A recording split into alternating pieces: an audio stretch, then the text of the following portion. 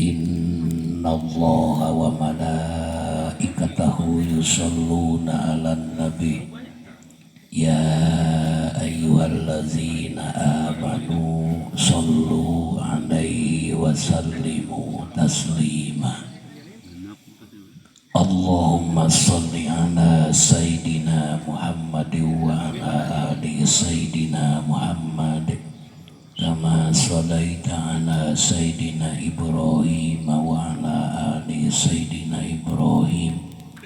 wa barik ala sayyidina Muhammad wa ala ali sayyidina Muhammad kama barakta ala sayyidina Ibrahim wa ala ali sayyidina Ibrahim fil alamin innaka Hamidum Majid. Amma ba'du. Kahaturkeun kapayunan para alimil ulama, para ajengan, para kiai, para ustad, para santri. Adu syukuring teu tiasa nyepatan salah sawiosna mung insyaallah tisingkuring teu rumaos nyerangan hormat kamarantena nuku Allah dimuliakeun. Wabil khusus pangarasa Sayyidina Al-Mukarram anu neme pisan ngadugikeun tausiah agama ka urang anu kasimkuring depi hormat nuku Allah dimuliakeun. Khusus pangarasa Sayyidina Al-Mukarram guru urang sadaya, sesepuh urang sadaya, pangarasa apa sakulawargi anu nyasepuhan di ieu lingkungan pondok pesantren anu kasimkuring depi hormat ku Allah dimuliakeun. Mudah-mudahan guru urang sadaya ditambih-tambih anugerah barokah ilmu, barokah yuswa, barokah dunia, amin ya rabbal alamin. Pami ningali cacaketan panginten pangsepuhna sanesalna simkuring ngadungakeun enggal pupus gitu. Mudah-mudahan satu acan anjeunna dipunut gunung mahakawasa para putra sareng putu anjeunna hingga teu acan neraskeun perjuangan mantena ulah waka dipupuskeun ku Allah Subhanahu wa taala. Sapertos nu bieu teh urang sae sangka sareng kayakinan memang panginten eukeur mah guru urang sadaya katambih panginten nu sah di guruan ku urang sadaya sanes wungkul ilmuna bahkan amaliyahna ge perlu ku urang dicontoh. Ieu ge salah sawios anugerah ti nu maha kawasa tapi nu ngaran umat Kangjeng Rasul ku Gusti Allah dibentenkeun paus yuswana ge moal dugi ka 200 tahun 300 400 tahun benten sareng umat-umat anu kapungkur. Ieu ge salah sawios anugerah margi Allah Subhanahu wa taala dadawuh kapaduka anu mulia dina waktos Mi'raj. Inna minni ami ala umatika, tina sebahagia kahijian kanikmatan kami anu dibikeun ka umat Anjeun Muhammad ani qasortu a'marahum kami nu agung wahai Muhammad salah sawios kanikmatan keur umat Anjeun anu ieu kanikmatan teh teu dibikeun ka umat-umat Nabi anu sejen ani qasortu a'marahum nu kahiji anugerah kami kanikmatan ti kami nu dibikeun ka umat Anjeun teh umurna pararenek paling panjang ge 100 tahun kunaon meunang dipenekeun umur pan urang hayang panjang wae ni umur teh sok sanaos bari panjang umur urang misilna nepi ka ngalangkungan yuswa paduka anu mulia mudah-mudahan eta ge nikmat ti Allah anugerah ti Allah Subhanahu wa taala nu matak umat Kangjeng Rasul yuswana dipenekeun beda jeung umat Nabi nu sejen kaila yastada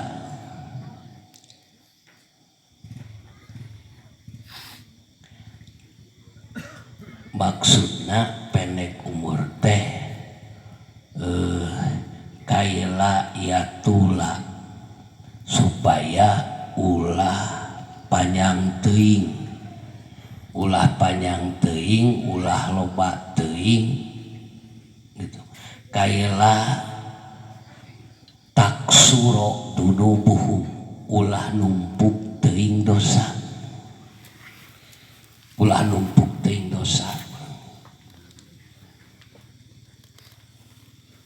upami urang yuswa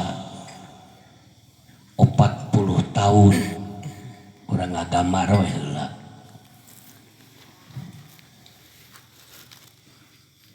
pan ari dosa mah boboroting teu dihaja ge boboro dihaja sanajan teu dihaja ge sok ngalampeurkeun pidosaneun mun urang umur 40 tahun misilna lamun ngaguruhul perbuatan salah urang nu disebut dosa 40 karu ngan 40 karu tapi lamun yuswa 80 tahun berarti seberapa 80 karungeun meureun dosa teh gitu. Tak ieu salah sawios anugerah keur umat Kangjeng Rasul yuswana dipenekeun. Nu kadua anugerah ti nu maha kawasa keur umat Kangjeng Rasul teh termasuk urang sadaya wa aqlaltu amwalahum hartana dibere saeutik rezekina teh saeutik beda jeung umat nu baheula umat bae ditu mah kasebut kang korun pan beungarna luar biasa Firaun wah raja kaya geus lain hitungan tapi urang mah pan mung teh dibere rezeki saeutik teh hayang loba jeung loba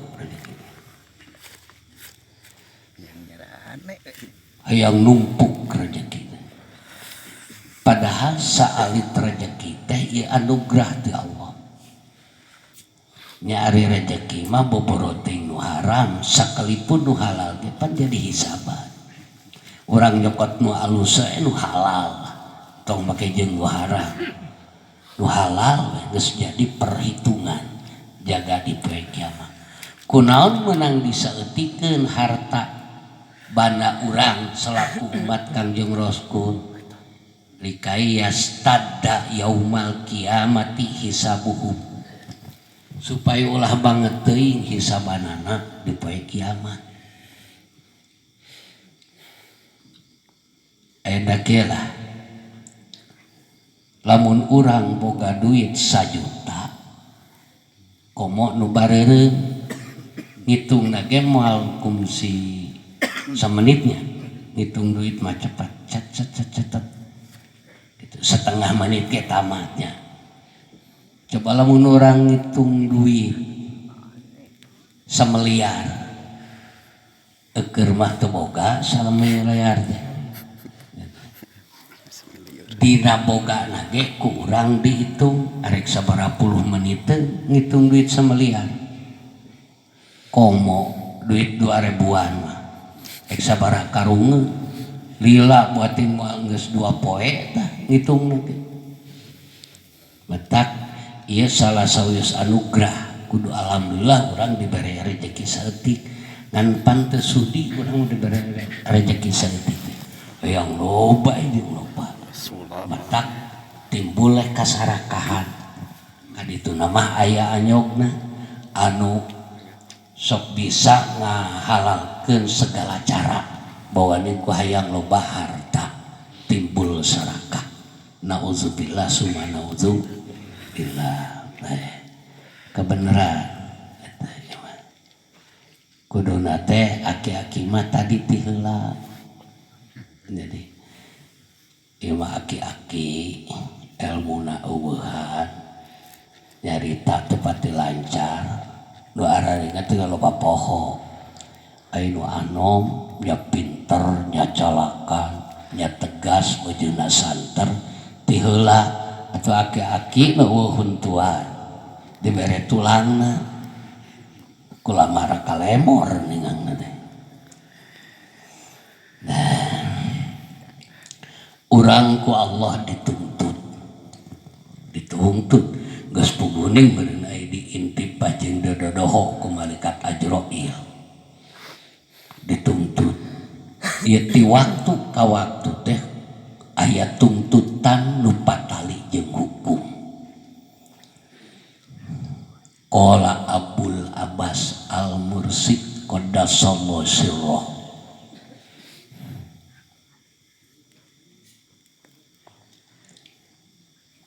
auqatul abdi arbaatun la khamsatun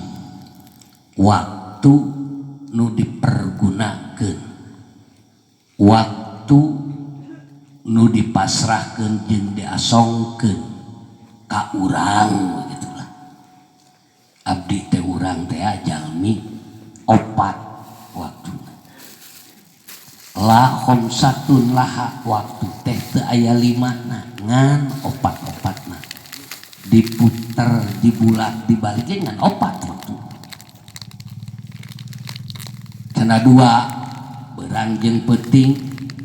ari ngitung eta ngan ari nu disebut waktu meureun ti detik ka detik ti menit ka menit kaditu nama ti poe ka poe tuluy eta anu 4 teh setelan sareng aya didna lalawananana nikmatun kahiji waktu nikmat wabaliyatun kadua waktu baliyat cilaka bahaya balahi baliyat bencana wa taatun katilu waktu teh waktu taat wa maksiatun kaopat waktu maksiat nikmat didna jeung baliyat lamun urang ku Allah dikeresakeun paamprok dina eta waktu teh jeung nikmat berarti henteu baliat cara urang paamprok jeung cager nikmat pan cager teh salah salios kanikmatan ti maha suci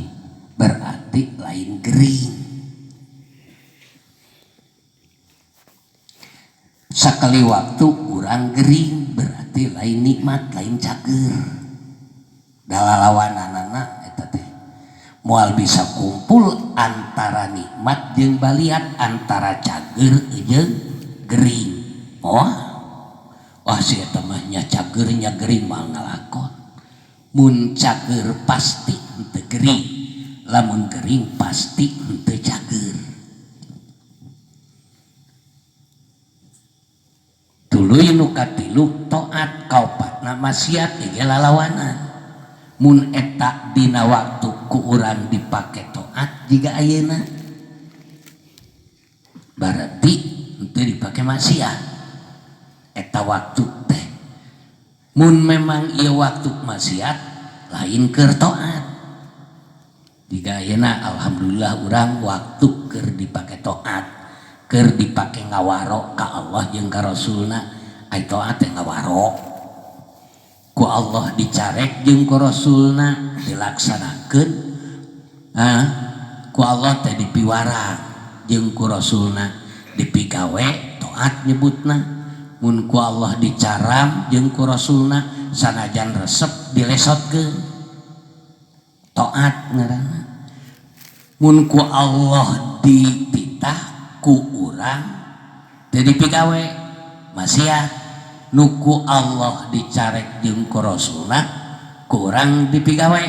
maksiat ngaranna walillahi ta'ala alaika kullu waqtin sahmun minal ubudiyah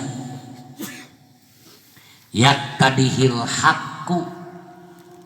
bihukmi rububiyah ieu waktu anu opat ai tidur tama alaika ngan meureunana alaina we lah ayeuna mah ka urang ieu waktu anu opat hiji-hijina waktu anu opat teh aya tuntutan ti Gusti Allah ulah sangeunana keur cager urang aya tuntutan ti Gusti Allah keur gering aya tuntutan ti Gusti Allah keur ngalaksanakeun ibadah ku ibadahna dituntut ku Allah keur maksiat komo dituntut ku Gusti Allah eueuh hiji waktu nu teu aya tuntutan hukum ti Gusti Allah tetep dituntut untuk hare-hare ta ayeuna urang peda ayeuna keur ibadah keur ngalaksanakeun tolab ilmu padah naon nyebatkeun teu aya tuntutan ti kudu dituntut ieu ku Allah sungguh bari keur ngalaksanakeun ibadah urang keur salat dituntut ku Allah urang keur puasa padahal keur taat eta teh dituntut ku Allah faman kana waktuhu ta'ata mangka lamun ieu jalma urang teh waktu teh keur dipake taat ka Gusti Allah keur salat nuju maos Quran nuju ratib jeung sajabana keur tolab ilmu ayeuna atawa keur mingonan di tiap mingon di sumping ke tiap majelis taklim tah eta teh dituntut ku Gusti Allah kumaha tuntutanna pasabiluhu tuntutan hukum ti Gusti Allah suhudun minnati minallah tuntutanana lamun urang keur ngalak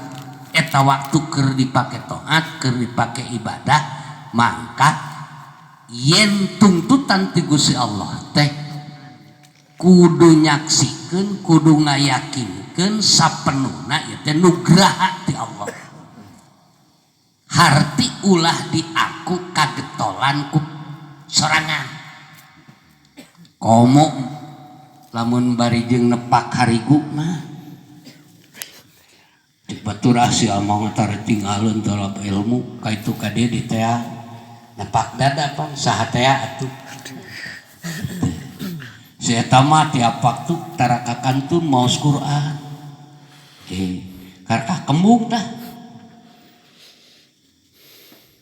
tuntutanana awas yakinkeun ku hate bahkan ieu teh nugraha ti Allah dikuatkeun hatina malah ku Allah wa an hadahu alaiha yen Allah masihan hidayah masihan petunjuk ka urang begitulah keur ngalaksanakeun eta ibadah wa waffaqahu alaika di ditu nama lamun keur ka urang meureun alaina bil qiyami biha yen Allah masihan taufik masihan kekuatan masihan pitulung hingga orang mampu ngalaksanakeun tolab ilmu da keur tolab ilmu Allah masihan kemampuan orang mampu ngalaksanakeun salat maghrib isya jeung sajabahna Allah masihan pitulung masihan kekuatan penting tas sarek mampu urang tahajud kan ulah di aku kagetolan ku lamun di aku kagetolan urang wah nyimpang ieu tuntutan ti Gusti Allah ketika urang waktu dipake ibadah kamantena tuntutanana awas dina hate geuat alhamdulillahirabbil alamin ieu anugerah nu luar biasa ti Gusti Allah hiji lamun dia ku urang ah dosa bahadat gitu keur mah ibadahna ge teu pati cocok jeung aturan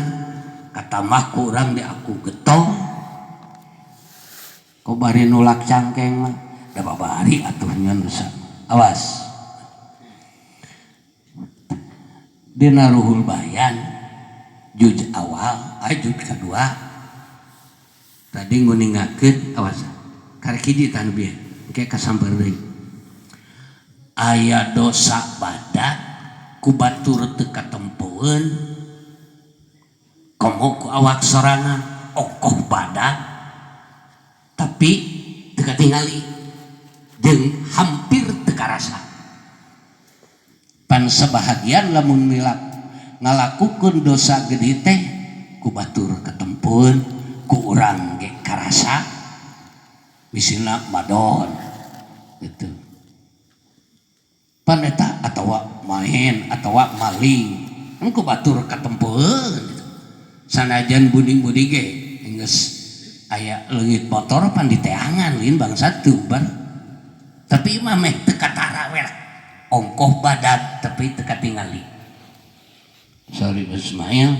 qala Rasulullah sallallahu alaihi wasallam arbaun minal kabairi opat rupa tina salah sawiosna dosa badag nu teu katingali jeung teu karasa loba dosa badag teh lain opat ngan ieu mah di antarana nu rek dicaritakeun di teh opat bener eta dosa baradag buku teh hiji duka hiji dosa badag si kasorang labsus supi litola bidunya kahiji tu puguh-puguh urang misalnya make angguan mah angguan ahli tasawuf oh nganggo jubah gitu nanti jubahnya jubah nganggo gamis jabah igal segede ban mobil kumaha angguan ahli tasawuf tapi tujuanana make nantah angguan eta teh litola bidunya keur neangan dunya lain keur dedeheus ka dat Allah jeung ka Rasulna tapi keur neangan dunya supaya lebih dipercaya pan kiwari teh loba jalma nu katipu entong make jeung jubah sagala rupa sorban ngoyor igal segede ban mobil cacak kusim kuring oge jelema nu katipu ukur make pakaian kieu da loba nu nyuun siung tangan ka sim kuring eta teh katipu sebenarnya ieu komo lamun make igalna jeung kosang segede ban mobil make jubah tina angguan anu berbulu beuh tapi tujuanna make kitu teh manehna lain. Memang lamun nganggo-anggoan tasawuf memang eta harapan, lamun lain li talabi dunya. Ieu mah tujuanna make pakaian kieu teh kereangan dunya, batur jalma supaya daroyo gerang bara nyun dampal sampeana teh. Jeung lamun indit kawenangan teh komo bade turun tina Pajero, turun tina Fortuner, wah lumpang ngagegag di tukang diiringkeun moge naon teh sar gitu bahasana teh kena teu apal. Komo make kudu DP heula apa teu kapalang gelo tah eta teh litole bidunya, maksudna nganggo-anggoan jiga kitu teh keren luar biasa neangan dunya supaya babari. Tah ieu teh dosa gede make pakaian kitu teh lamun tujuanna litolabi dunya. Eta nyesuaikeun pona ngupahan sorangan itu boga di kawanangan geus odong-odong ngajak ka dieu ge emeh dihilian di ongkok ku palurah tundura dapan teh sulah di kawanangan make odong-odong lurah cik atuh odong eta teh dosa badan jika gitu. Kadua kagolongkeun kana dosa badag nu teu katara teh wadbi'u mahabbati solihina watarku paklihim. Nu kadua kaasup dosa gede ketika urang ngaku mahabbah maku cinta ka golongan solihin, ngaku cinta ka para wali, ngaku cinta ka para habaib, ngaku cinta ka dhuhuriyah rasul teh, ngaku cinta ka ulama nu saroleh, tapi pagaweanana tara diturutan watarku paklihim teh. Yuh ulama nya kumaha soleh tah aya salah satu ulama nu naripan soleh teh kieu alladzina sorofu akmarohum fi taatillah. Itu jalma soleh berang penting waktu teu dipake nganggur, berang jeung penting sore jeung isuk teh dipake taat ka Gusti Allah. Wa amwalahum fi mardatillah, ketika paamprok jeung rezeki teu oleh diaburkeun kana jalan nu dipikaridho ku Gusti Allah, nu kitu soleh. Peperening urang teu soleh cik sing cinta kanu jalma anu saroleh. Peperening urang boboro kasebut soleh. Cik aya ieu jalmi anu soleh, ukuran saca urang, ukuran pamanggih urang ieu mah soleh, sing cinta, sing resep, sing dedet. Bari turutan pagaweanana.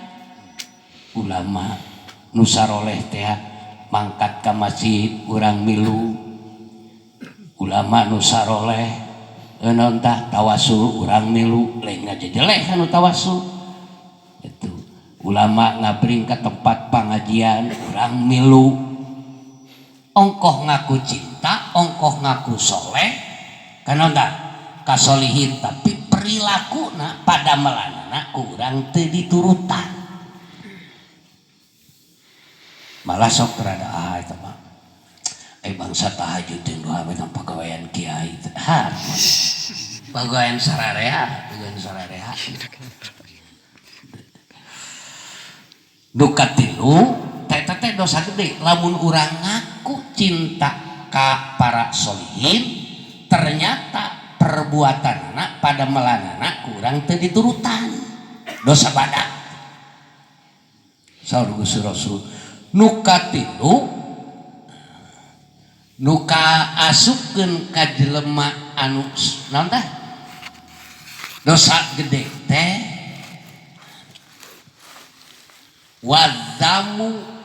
wadzamul agniya wal akhdhu minhum, sok ngajejeleh teh naon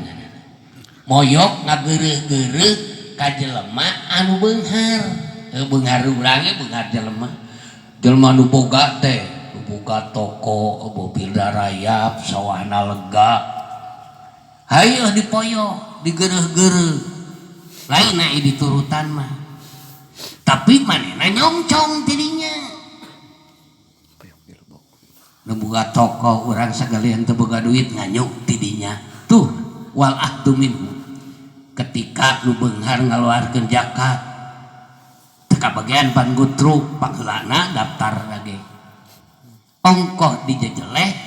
nu beunghar teh tapi urang loba pangabutuh ti jelema anu beunghar nya kecuali lamun beungharna merepet mah beujeuhna dijejeleh ge ieu mah jelema beunghar soleh zakat daekeun mingguan osok berjamaah tara tinggalin haratana loba kurang dijejeleh tah nu ngajejeleh eta dosa badag pan teu katara dosana nya ongkoh dosa badag tapi teu katara jeung dosa nu kitu nu kaopat walayarol kasba wayakulu min kasbin nas nu kaopat diantara dosa badag teh nu teu katara nu teu katingali teu nekadkeun bahkan mung kasab lamun dipakapunggan mung tadi mung melak pare mung melak bonteng mung melak cengek jeung sajabana keur naon kasab aing mah ngadakrek we cara naon tah lancah malah ka tukang taniek naon lah ka belok-belok tani ge timbul daki tapi wayakulu minhum urang beurang dahar teh tina ladang tani sungguh urang kota di mana melak parekna ari lain urang kampung mah eta sok ngahinakeun ka urang ngaweh laon cicing di kampung beletuk cicing di kampung ari manehna daharan meunang urang kampung pan melak parekna urang dijejeleh ari beurang dahar ladang meunang tani teh teh dosa badag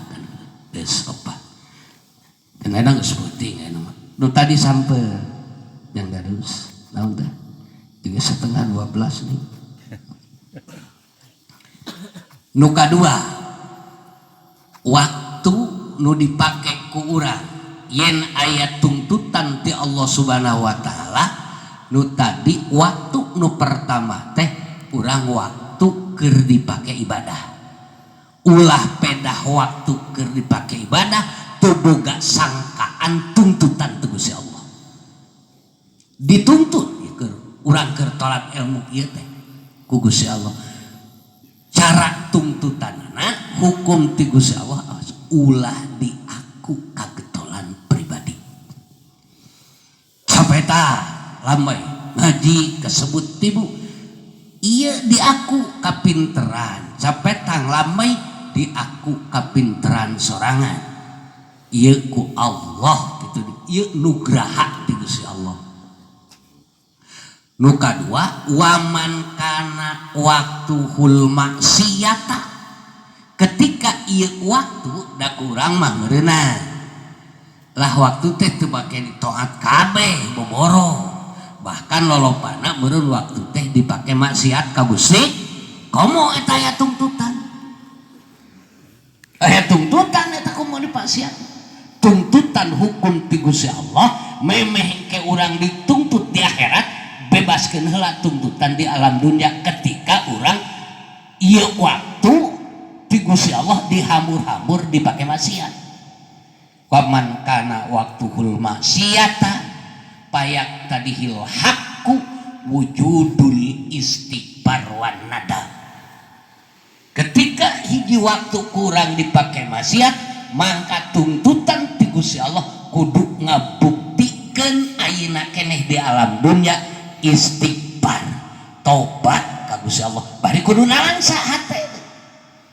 ulah sebal astagfirullahaladzim bari lumpat pan urang geus boboro memikirkeun nalangsa inget kana ieu waktu dipake cawokah meureun gitu Ieu waktu ku Gusti Allah mah dipersiapkeun teh keur pibekeleun salamet bahagia di akhirat. Ternyata ku urang ieu waktu dipake maksiat, dipake cawokah. Tuntutan ti Gusti Allah payak tadihil haqqu wujudul istighfar.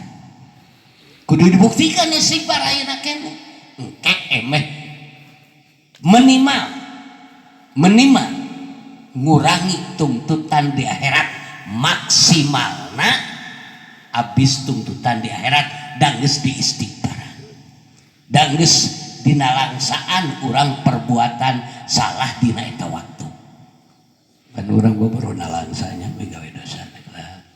ngedeundeung enak nu aya alhamdulillah urang ieu anugraha tina Maha Kawasa dina ieu danget dipake toat hartina dibuktikan toat tak ku ngalaksanakeun tolab ilmu sareng silaturahmi. Mudah-mudahan ieu jadi anugerah anu ulah pegat dugi ka poe kiamah amin ya rabbal alamin. Harpadageung urang butuh ku syafaat paduka anu mulia. Lamun istu mah urang ngandalkeun ladang salat urang. Lamun istu mah urang ngandalkeun ladang puasa urang. Ting bener ting henteu. Harapan jeung anolan anu paling ageng urang uih ka alam anu langgeng teh syafaatul uzma. Tadi ayat dina surat Al-Hajab musim kuring diaoskeun innallaha wa malaikatahu yusholluna 'alan nabi ya ayyuhallazina amanu shollu 'alaihi wa sallimu taslima. Al ayah Allahu wa rasuluhu a'lamu bihaqiqatil murad. Allah Subhanahu wa taala ku ngalangkungan ayat ieu geus katara pisan sangat berbeda, sangat jauh antawis kemuliaan keagungan paduka anu mulia dibanding sareng rasul anu sanes ku ayat ieu. Padahal rasul anu sanes, nabi anu sanes tetap dipasihan kemuliaan. Entong sepangkat rasul, entong sepangkat nabi, entong sepangkat para waliullah jeung para solihin. Cacak urang tadi dibahas kok dengan dipayun walakot karomna bani adam geus dipasihan kemuliaan kantun ngamumulekna kemuliaan paparin tu Gusti Allah. Taya nyaritakeun kebedaan. Padahal Allah ka Nabiullah Adam alaihissalam masihan kemuliaan nu luar biasa. Bahkan Gusti Allah ngadawuh dina surat Al-Baqarah nih wa id